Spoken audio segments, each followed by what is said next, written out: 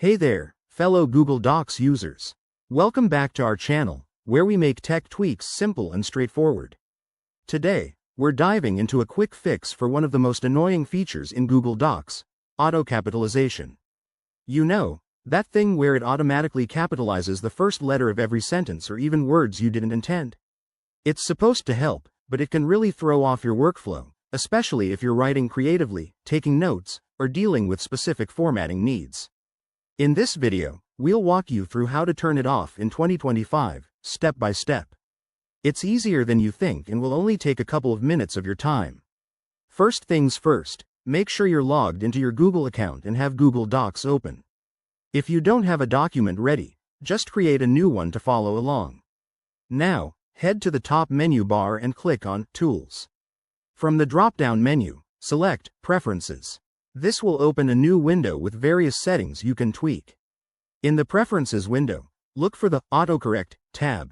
It's usually the first one. Here, you'll see a list of options related to how Google Docs handles your text. Scroll down a bit until you find the setting for Automatically Capitalize Words or something similar. It might say Capitalize First Letter of Sentences. Simply uncheck that box to disable it. Once you've made the change, hit OK at the bottom of the window to save your settings. Now, go back to your document and start typing. You'll notice that Google Docs no longer auto-capitalizes for you.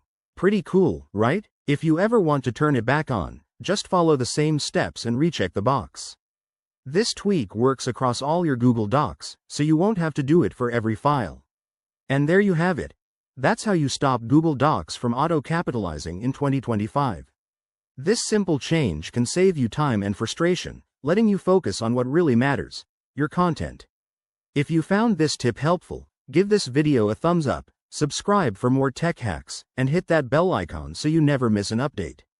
Got any other Google Docs questions? Drop them in the comments below. I'd love to hear from you. Thanks for watching, and see you in the next one.